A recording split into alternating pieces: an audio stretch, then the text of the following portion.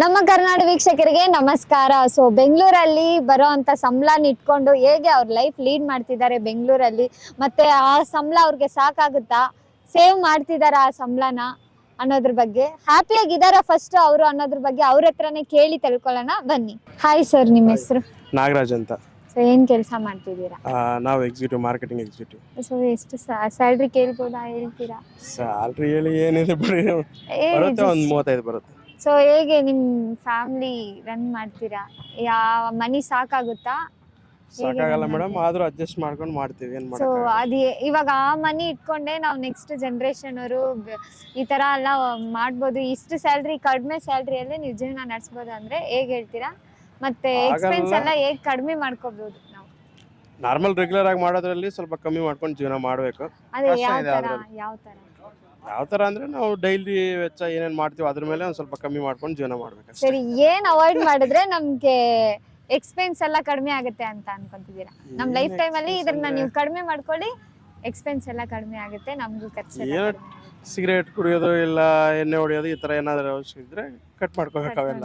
ನೀವ್ ಏನ್ job sir ಮಾಡ್ತಾ ಇದ್ದೀರಾ? ನಾನು ಬ್ಯಾಂಕಲ್ಲಿ ಕೆಲಸ ಮಾಡ್ತೀನಿ okay as A manager. So ಹೇಗೆ ಇವಾಗ ಎಕ್ಸ್ಪೆನ್ಸ್ ಎಲ್ಲ ಆಸ್ ಎ ಬ್ಯಾಂಕರ್ಗೆ ಗೊತ್ತು, ಎಕ್ಸ್ಪೆನ್ಸ್ ಎಲ್ಲ ಹೇಗೆ ನಿಮ್? ತುಂಬಾ ಎಕ್ಸ್ಪೆನ್ಸಿವ್ ಇದೆ ಬ್ಯಾಂಗ್ಳೂರಲ್ಲಿ, ಓಕೆ ತುಂಬಾ ಅಂದ್ರೆ ತುಂಬಾ.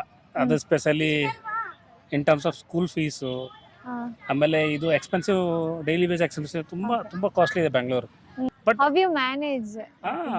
Managing everything. So that salary I am getting. ಇವಾಗ ನೀವು ಮ್ಯಾನೇಜ್ ಹೆಂಗ್ ಮಾಡ್ತೀರಾ ಅಂತ ಒಂದ್ ಸ್ವಲ್ಪ ಮ್ಯಾನೇಜ್ ಅಂದ್ರೆ ಸ್ಯಾಲರಿ ಬರುತ್ತೆ. ಅದು ಫ್ಯೂಚರ್ ಜನರೇಷನ್ ಮೇ ಬಿ 40%, ಅದು 100%, 40% expensive, 60% I will save every month. Okay. So ಹಂಗೆ ಆ ಥರ ಮಾಡ್ತಾ ಇದ್ದೀನಿ. ಸೇವ್ ಮಾಡೋದಕ್ಕೆ ಇದ್ರೆ ತಾನೇ ಸೇವ್ ಮಾಡೋದು ಅಂತ ಅಲ್ಲಲ್ಲ, ಸ್ಯಾಲ್ರಿ ಚೆನ್ನಾಗಿದ್ರೆ ಸೇವ್ ಆಗುತ್ತೆ. ಹಂಗೆ ನಿಮ್ಗೆ ಒಂದು 10 ಲಕ್ಷ ಸ್ಯಾಲ್ರಿ ಇದ್ರೂ ಎಕ್ಸ್ಪೆಂಡಿಚರ್ ಜಾಸ್ತಿ ಮಾಡಿದ್ರೆ 1 ರೂಪಾಯಿನೂ ಉಳಿಯಲ್ಲ. ಸೊ 1 ಲಕ್ಷ ಸ್ಯಾಲ್ರಿ ಬಂದರೂ ನೀವು ಅಟ್ಲೀಸ್ಟ್ 50,000 ಸೇವ್ ಮಾಡ್ಬೋದು.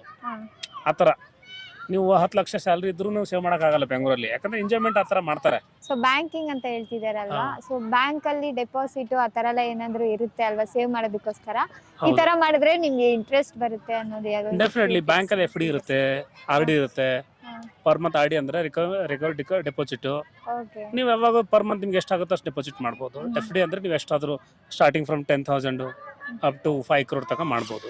ಸೊ ಇಂಟ್ರೆಸ್ಟ್ ಬರುತ್ತೆ. ಅದು 6.5%. ಎಲ್ರಿಗೂ 6.5% ಇಂಟ್ರೆಸ್ಟ್ ಕೊಡ್ತೀವಿ.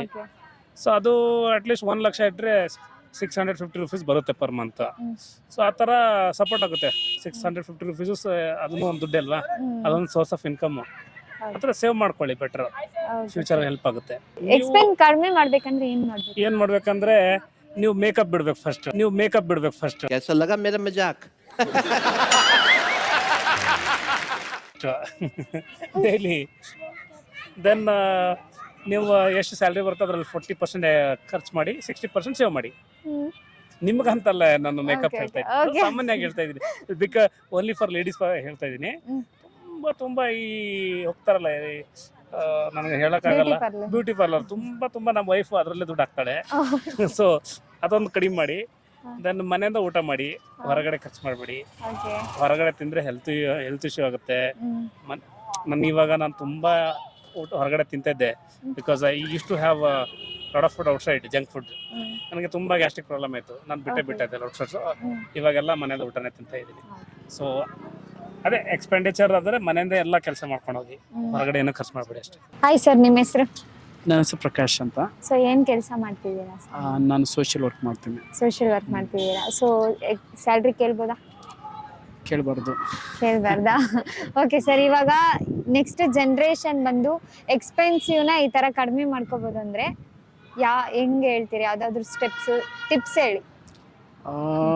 ಈಗಿನ ಸ್ವಲ್ಪ ಲೈಫ್ನ ಸಿಂಪಲ್ಲಾಗಿ ಕಳೀಲಿಕ್ಕೆ, ಆಮೇಲೆ ಸರಳವಾಗಿ ಜೀವನ ಮಾಡ್ಲಿಕ್ಕೆ ಅಳವಡಿಸ್ಕೊಂಡ್ರೆ ಪರವಾಗಿಲ್ಲ.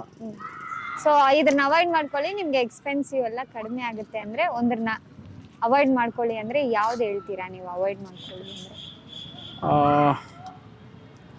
ಅಂದರೆ ಮನುಷ್ಯ ಇವತ್ತು ಏನು ಅವನು ತನ್ನ ಜೀವನಕ್ಕೋಸ್ಕರವಾಗಿ ಆಡಂಬರವಾಗಿ ಜೀವನ ಮಾಡ್ತಿದ್ದಾನೆ. ಅಂದರೆ ವಸ್ತ್ರಗಳನ್ನು ಬಟ್ಟೆಗಳನ್ನು ಹಾಕೊಳ್ಳೋದ್ರಲ್ಲಿ ಇರ್ಬೋದು. ಅದೇ ರೀತಿಯಾಗಿ ಸುಮ್ಮನೆ ವ್ಯರ್ಥವಾಗಿ ಮನರಂಜನೆಗಾಗಿ ಖರ್ಚು ಮಾಡುವಂಥದ್ದಾಗಿರ್ಬೋದು. ಓಕೆ ಸುಮ್ಮನೆ ಪ್ರತಿದಿನ ಅವಶ್ಯಕವಾಗಿರೋದು ಬಹಳಷ್ಟು ಇರ್ತದೆ. ಓಕೆ ಅನವಶ್ಯಕವಾಗಿರುವಂಥವುಗಳನ್ನ ಸ್ವಲ್ಪ ಮೊಟಕುಗೊಳಿಸಿದ್ರೆ ಉತ್ತಮವಾಗಿರ್ತದೆ.